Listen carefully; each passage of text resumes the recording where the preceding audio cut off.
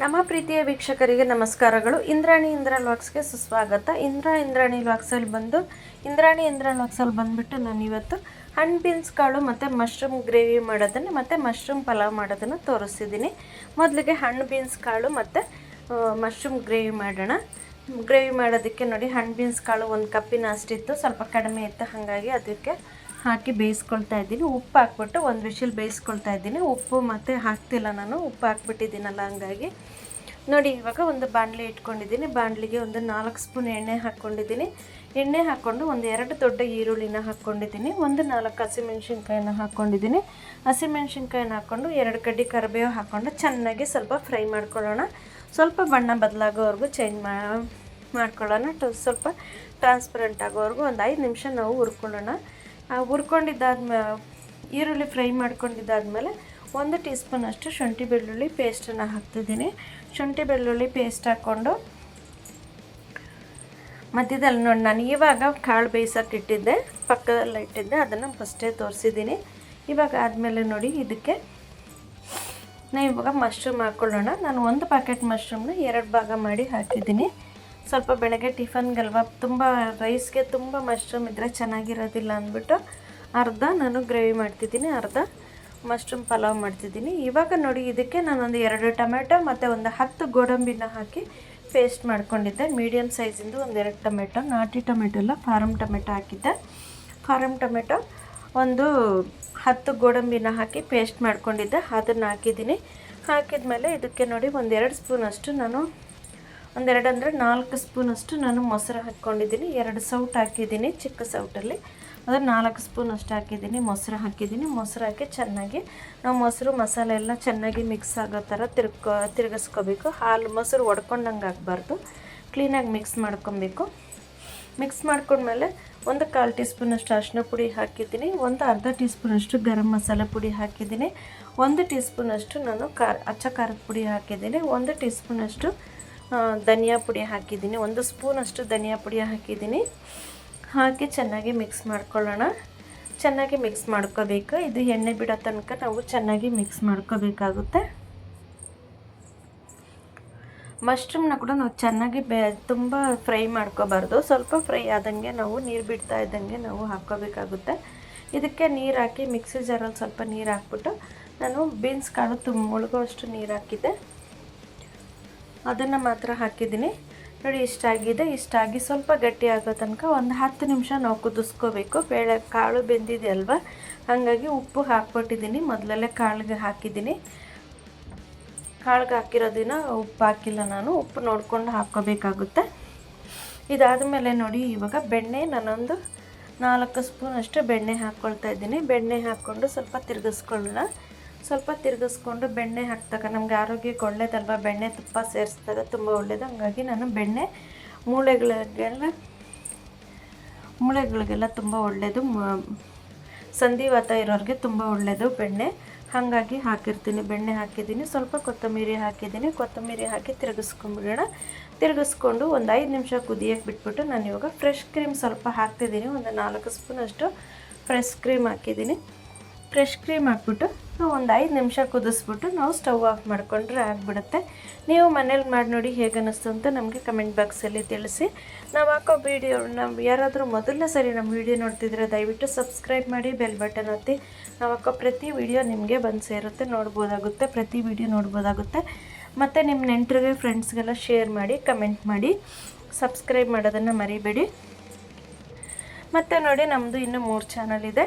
ಇದು ಇಂದ್ರಾಣಿ ವ್ಲಾಗ್ಸ್ ಒಂದು, ಇಂದ್ರಾಣಿ ವ್ಲಾಗ್ಸ್ ಒಂದಿದೆ, ಇಂದ್ರ ಮನೆ ಅಡುಗೆ ಚಾನಲ್ ಒಂದಿದೆ, ಸೂಸನ್ ಇಂದಿರಾ ದೇವರ ವಾಕ್ಯಗಳು ಅಂತ ಒಂದು ಚಾನಲ್ ಇದೆ.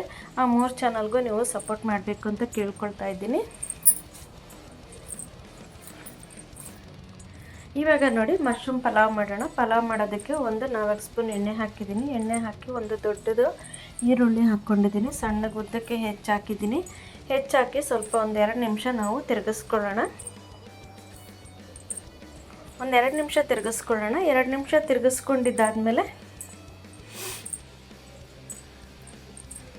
2 ನಿಮಿಷ ತಿರುಗಿಸ್ಕೊಂಡಿದ್ದಾದಮೇಲೆ ನೋಡಿ ಹಸಿಮೆಣ್ಸಿನ್ಕಾಯಿ ಹಾಕ್ತಾಯಿದ್ದೀನಿ. ಒಂದು 4 ಹಸಿಮೆಣ್ಸಿನ್ಕಾಯಿ ಹಾಕ್ತೀನಿ. 2 ಗ್ಲಾಸ್ ಅಕ್ಕಿ ಹಾಕ್ತಿದ್ದೀನಿ. ಹಾಗಾಗಿ 4 ಹಸಿಮೆಣ್ಸಿನ್ಕಾಯಿ, 1 ಗ್ಲಾಸಿಗೆ 2 ಹಸಿಮೆಣ್ಸಿನ್ಕಾಯಿ ಥರ 4 ಹಾಕಿದ್ದೀನಿ. ಮನೆಯಲ್ಲೇ ಮಾಡಿರೋಂಥ ಬಿರಿಯಾನಿ ಮಸಾಲೆ ಪುಡಿ ಒಂದು ಅರ್ಧ ಟೀ ಸ್ಪೂನಷ್ಟು ಹಾಕಿದ್ದೀನಿ. ಹಾಕಿ ಒಂದು ಸ್ವಲ್ಪ ತಿರುಗಿಸ್ಕೊಳ್ಳೋಣ. ತಿರುಗಿಸ್ಕೊಂಡಿದ್ದಾದಮೇಲೆ ಒಂದು ಸ್ವಲ್ಪ ಎಣ್ಣೆ ಬಿಡೋ ತನಕ ತಿರುಗಿಸ್ಕೊಳ್ಳೋಣ.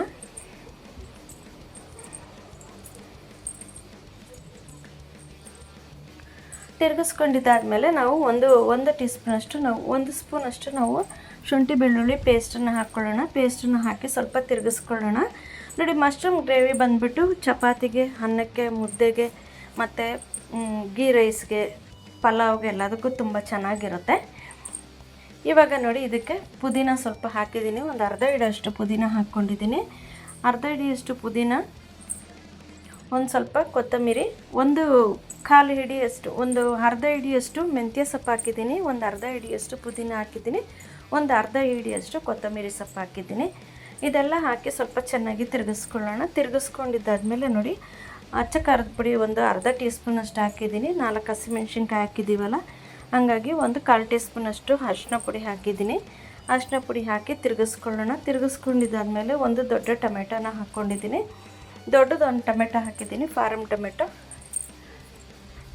ಹಾಕಿದ್ಮೇಲೆ ಅದನ್ನು ಸ್ವಲ್ಪ ಮೆತ್ತಗಾಗೋವರೆಗೂ ತಿರುಗಿಸ್ಕೊಳ್ಳೋಣ. ಮೆತ್ತಗಾಗೋದಕ್ಕೆ ಸ್ವಲ್ಪ ಉಪ್ಪು ಹಾಕ್ಕೋಬೇಕಾಗುತ್ತೆ. ಹಾಕಿಲ್ಲ ನಾನು ಇವಾಗ. ಹಾಗೆ ಹಿಂದೆಯೇ ನಾವು ಇವಾಗ ಮೊಸರು ಹಾಕ್ಕೊಳ್ಳೋಣ. ಒಂದು ಅರ್ಧ ಕಪ್ಪು ಮೊಸರು ಹಾಕಿದ್ದೀನಿ. ಮೊಸರು ಹಾಕಿ ಸ್ವಲ್ಪ ತಿರುಗಿಸ್ಕೊಳ್ಳೋಣ.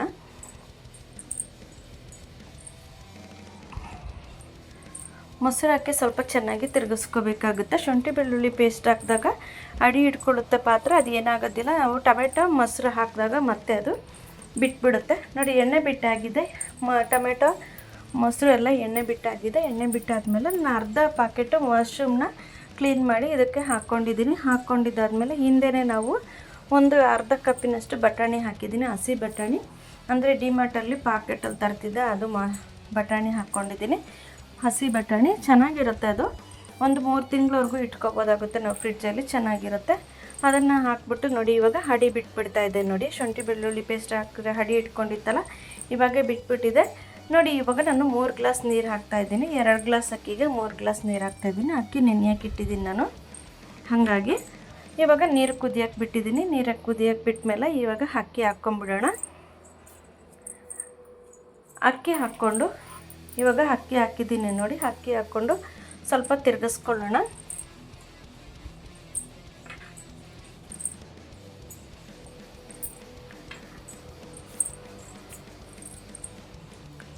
ಸ್ವಲ್ಪ ತಿರುಗಿಸ್ಕೊಳ್ಳೋಣ. ಇವಾಗ ನೋಡಿ, ಇವಾಗ ತಿರುಗಿಸ್ಕೊಂಡು ರುಚಿಗೆ ತಕ್ಕಷ್ಟು ಉಪ್ಪು ಹಾಕ್ಕೊಳ್ಳೋಣ. ರುಚಿಗೆ ತಕ್ಕಷ್ಟು ಉಪ್ಪು ಹಾಕ್ಬಿಟ್ಟು ಒಂದು ಸರಿ ತಿರುಗಿಸ್ಬಿಡೋಣ. ತಿರುಗಿಸ್ಬಿಟ್ಟು ನಾನು ಈ ಸರಿ ನೋಡಿ, ಇವಾಗಲೇ ನಾವು ಲಿಡ್ ಕ್ಲೋಸ್ ಮಾಡಿ 2 ವಿಷಿಲ್ ಬರ್ಸ್ಬೋದು. ಇದು ಒಂದು ಟೈಪಲ್ಲಿ ಇರಲಿ ಅಂದ್ಬಿಟ್ಟು ನೋಡಿ, ಇವಾಗ ಚೆನ್ನಾಗಿ ಒಂದು ಅರ್ಧ ಅಕ್ಕಿ ಅನ್ನ ಬೇಯೋ ತನಕ ನಾನು ಕುದಿಸ್ತೀನಿ. ಅನ್ನ ಕುದಿಯೋ ಅರ್ಧ ಅನ್ನ ಬೇಯೋವರೆಗೂ ನಾವು ಕುದಿಯೋಕ್ಕೆ ಬಿಡೋಣ. ಸ್ಟವ್ನ ಚೆನ್ನಾಗಿ ಅರ್ಧ ಅಕ್ಕಿ ಬೇಯೋ ತನಕ ನಾವು ಬೇಯಿಸ್ಕೊತಾ ಇದ್ದೀನಿ. ಬೇಯಿಸ್ಕೊಂಡಿದ್ದಾದಮೇಲೆ ಅರ್ಧ ಅಕ್ಕಿ ಬೆಂದಾದಮೇಲೆ ನಾನು ಚೆನ್ನಾಗಿ ತಿರುಗಿಸ್ಬಿಟ್ಟು ಒಂದು ಸಾರಿ ಲಿಡ್ ಕ್ಲೋಸ್ ಮಾಡಿ ಮೀಡಿಯಮ್ ಉರಿನಲ್ಲಿಟ್ಟು 1 ವಿಷಲ್ ಬರ್ಸಿದ್ರೆ ನಮಗೆ ನೋಡಿ, ಮಧ್ಯೆ ತಿರುಗಿಸ್ತೀವಲ್ಲ, ತಿರುಗಿಸಿ ಒಂದು ಕಡೆ ಅಕ್ಕಿ, ಒಂದು ಕಡೆ ಬೆಳ್ಳಿಗೆ, ಒಂದು ಕಡೆ ಮಸಾಲೆ ನಿಲ್ದಿರ ಎಲ್ಲದಕ್ಕೂ ಚೆನ್ನಾಗಿ ಮಿಕ್ಸ್ ಆಗಿಬಿಡುತ್ತೆ. ಈ ಥರ ಮಾಡಿದಾಗ ಈ ಥರ ಮಾಡಿ ನೋಡಿ ಒಂದು ಸಾರಿಗೆ. ಇವಾಗ ಲಿಡ್ ಕ್ಲೋಸ್ ಮಾಡಿ ಮೀಡಿಯಮ್ ಉರಿನಲ್ಲಿ ಒಂದು ವಿಷಲ್ ಬರ್ಸ್ಕೊಳ್ಳೋಣ. 1 ವಿಷಲ್ ಬಂದಾಗಿದೆ, ತಣ್ಣಗಾಗಿದೆ. ನಾನೊಂದು 10-15 ನಿಮಿಷ ಬಿಟ್ಬಿಟ್ಟಿದ್ದೆ, ಹಾಗಾಗಿ ಸ್ವಲ್ಪ ಮೆತ್ತಗಾಗಿದೆ ಅನ್ನ. ಏನು ಅನ್ಕೊಂಬೇಡಿ, ನೀವು ತಕ್ಷಣ ಪ್ರೆಷರ್ ಹೋಗಿದ ತಕ್ಷಣ ತಿರುಗಿಸ್ಬಿಟ್ರೆ ನಮಗೆ ಅನ್ನ ಇನ್ನೂ ಉದುರಾಗಿರುತ್ತೆ. ನಮ್ಮ ಮನೇಲಿ ಸ್ವಲ್ಪ ಮೆತ್ತಗೆ ತಿಂತಾರೆ ಅನ್ನ, ಹಾಗಾಗಿ ಅನ್ನ ಬೆಂದಿಲ್ಲ ಅಂದ್ಬಿಡ್ತಾರೆ. ಹಾಗಾಗಿ ಸ್ವಲ್ಪ ಇದರಲ್ಲಿ ಮಾಡ್ಕೊಂಡಿದ್ದೀನಿ. ಇವಾಗ ಏನು ಮಾಡೋಣ ಅಂದರೆ ನೋಡಿ, ಒಂದು ದೊಡ್ಡ ಪಾತ್ರೆಗೆ, ಅಗಲಕ್ಕಿರೋ ಪಾತ್ರೆಗೆ ನಾವು ತಿರುಗಿಸಿದಾಗ ಮುದ್ದೆ ಆಗಿಬಿಡುತ್ತಲ್ವ. ಹಾಗಾಗಿ ನೋಡಿ, ಉದುರಾಗಿ ಹೆಂಗಿದೆ. ಬಾಸ್ಮತಿ ಅಕ್ಕಿ ಹಾಕಿದ್ದೀನಿ ನಾನು. ನೋಡಿ, ಈಗ ಉದುರಾಗಿದೆಯಲ್ಲ. ಇವಾಗ ನಾವು ದೊಡ್ಡ ಪಾತ್ರೆಗೆ ಹಾಕ್ಕೊಂಡು ಹಿಂಗೇನಾದರೂ ನುಣ್ಣಗೆ ಆಗಿಬಿಡುತ್ತೆ ಅನ್ನುವಾಗ ಹಿಂಗೆ ದೊಡ್ಡ ಪಾತ್ರೆಗೆ ಹಾಕ್ಕೊಂಡು ಅಗಲಕ್ಕೆ ನಿಧಾನಕ್ಕೆ ಲೇಸಾಗಿ ನಾವು ತಿರುಗಿಸಿದಾಗ ಅನ್ನ ಉದುರಾಗಿ ಬಿಟ್ಬಿಡುತ್ತೆ. ನಾವು ಮೊದಲೇ ತಿರುಗಿಸಿ ಚೆನ್ನಾಗಿ ಅರ್ಧ ಬೇಯಿಸಿ ಹಾಕಿದ್ವಲ್ಲ, ಹಾಗಾಗಿ ನಮಗೆ ಮಸಾಲೆ ಒಂದು ಕಡೆ ಏನಿರೋದಿಲ್ಲ, ಎಲ್ಲ ಕಡೆ ಮಸಾಲೆ ಇರುತ್ತೆ. ನೋಡಿ, ನೀವು ಮನೇಲಿ ಮಾಡಿ ನೋಡಿ ಹೇಗೆ ಅನ್ನಿಸ್ತು ಅಂತ ಕಮೆಂಟ್ ಬಾಕ್ಸಲ್ಲಿ ತಿಳಿಸಿ. ನಮ್ಮ ವಿಡಿಯೋನ ಸಬ್ಸ್ಕ್ರೈಬ್ ಮಾಡೋದನ್ನು ಮರಿಬೇಡಿ. ನಮ್ಮ ವಿಡಿಯೋ ಸ್ಕಿಪ್ ಮಾಡಿದೆ ನೋಡಿದ್ದಕ್ಕಾಗಿ ಧನ್ಯವಾದಗಳು ವೀಕ್ಷಕರೇ. ನಮಸ್ಕಾರ.